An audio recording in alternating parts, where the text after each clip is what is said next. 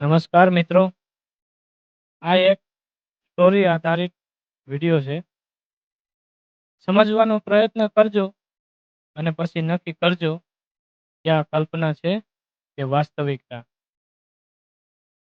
સાથીઓ, આ સ્ટોરીમાં એક બાળક છે જે સમજવા શીખેલ છે. બાળક એક ગામડામાં રહે છે. બાળકના પિતાજી મજૂરી કરીને પરિવારનું ગુજરાન ચલાવે છે. હવે મિત્રો, બાળક છે ધીમે ધીમે મોટું થતું જાય છે અને એનામાં સમજણ આવતી જાય છે. હવે આ સ્ટોરીમાં એક ધ્યાન આપવા લાયક વળાંક આવે છે કે આ બાળકના પિતાજી કોઈ એક જાતિમાંથી છે, જે બાળકને મોટા થયા પછી જાણ થાય છે કે હું અને મારો પરિવાર એક અલગ જાતિમાંથી છીએ, જે ગામના બીજા માણસોથી અલગ પડે છે. બાળક મોટો થતા એને સારા નરસાનું માન અપમાનનું ભાન આવતું જાય છે. એને ધીરે ધીરે બધી સમજ આવતી જાય છે. હવે થાય છે એવું કે બાળકની ઉંમરના જ ગામના બીજા બાળકો આ બાળકના પિતાને જાતિગત શબ્દોથી અને અપમાનજનક શબ્દોથી બોલાવતા જાય છે. અને તે બાળકોને તો બસ રમત જ થાય છે. બાળકોને ખાલી બસ રમતમાં થાય છે. અને જે આપણે સ્ટોરીમાં જે બાળક છે એને પણ એવા જ નામથી બોલાવતા જાય છે. બસ એને નહીં, એના પરિવારમાં રહેલા દરેક સભ્યોને જ્યારે પણ એમની સાથે વાર્તાલાપ કરવાનું આવે અથવા જાહેરમાં બોલવાનું આવે તો બાળકને, બાળકના પિતાને, એના પિતાના પિતાને બસ એવા જ એક અલગ નામથી, જાતિગત નામથી બોલવામાં આવે છે. અને મહત્વપૂર્ણ બાબત અને દુઃખનીય બાબત એ છે કે દરેક વખતે આ બાળક બસ સાંભળતો જાય છે.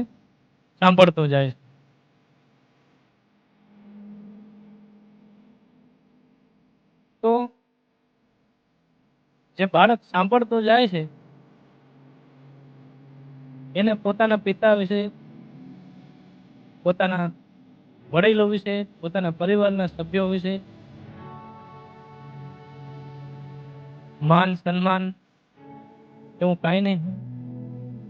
તું એને તિરસ્કારથી જ્યારે બોલાવવામાં આવે છે બીજા માણસો દ્વારા, પોતાની જ ઉંમરના બાળકો દ્વારા, પોતાના પિતાને, પોતાના દાદાને, અન્ય સભ્યોને જ્યારે તિરસ્કારથી બોલાવવામાં આવે છે ત્યારે બાળકને શું અંદરથી દુઃખ નહીં લાગતું હોય? એક સવાલ છે. અને બીજી જાણવા જેવી બાબત એ છે, આ ગામના જે બાળકો આવી રીતે વર્તન કરતા હોય છે, બાળકો જ નહીં પણ જે મોટા વ્યક્તિઓ આવી રીતે જે વર્તન કરતા હોય છે તે બધા જ ધાર્મિક સ્થાનોમાં જાતા હોય છે. અને જ્યાં જ્યાં ધાર્મિક સ્થાનો હોય છે એમના, અને જે પણ જે એમાં એમને કહેવામાં આવે છે એ પ્રમાણે અનુસરતા હોય છે. તો અને જોવા જઈએ તો એમાં જે સંસ્કાર આપતા હોય છે એ સંસ્કાર લેતા હોય છે એવું કહી શકાય. કારણ કે જે બાળક હોય છે એને તો ક્યારેય ધાર્મિક સ્થાનોમાં જવાનું તક મળતી નથી. તો હવે આવી પરિસ્થિતિને જોતા સવાલ એ છે કે આ જે લોકો તિરસ્કારથી બોલે છે, તિરસ્કારથી વ્યવહાર કરે છે, પોતાના પિતાના ઉંમરના માણસોને નામથી બોલાવે છે, તુકારાથી બોલાવે છે, પોતાની દાદાના ઉંમરના માણસોને આવી રીતે અપમાનથી, તિરસ્કારથી બોલાવે છે, તો શું આ એમને ઘરમાંથી જ શીખવાડવામાં આવતું હશે કે પછી ધાર્મિક સ્થાનોમાંથી શીખવાડવામાં આવતું હશે? અને આપણે શું કહેવું? સંસ્કાર કહેવા કે જાતિવાદ કહેવા?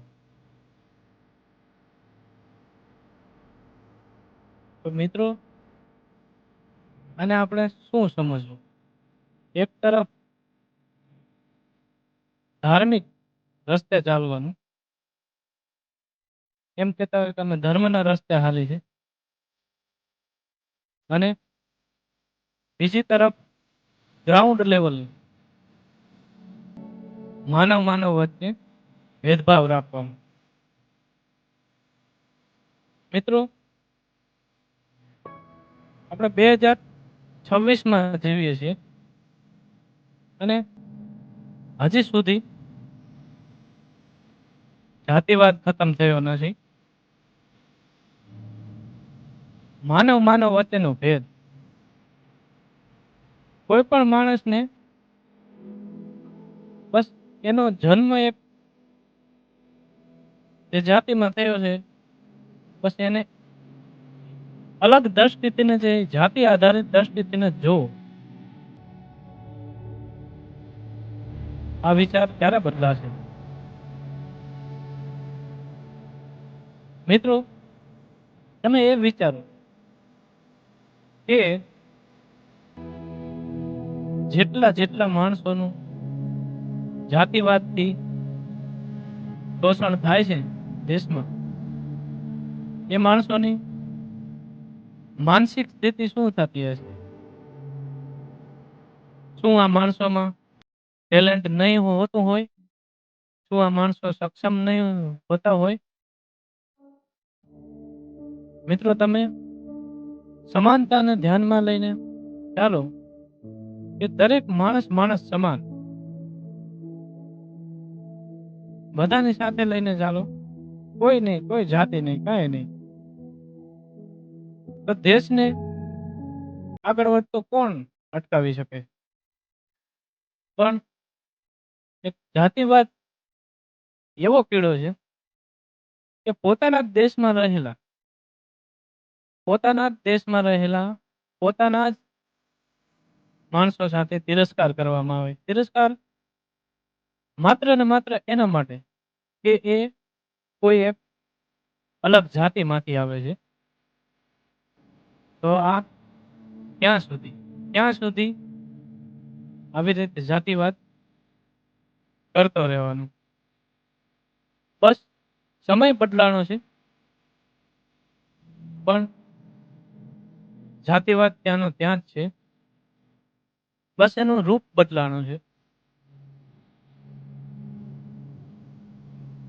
મિત્રો, ત્યાં સુધી આવી રીતે જાતિવાદ ચાલતો રહેશે અને આપણે એટ્રોસિટીના કેસને જોતા રહીશું. ત્યાં સુધી શું આને સંસ્કાર કહેવા કે જાતિવાદ?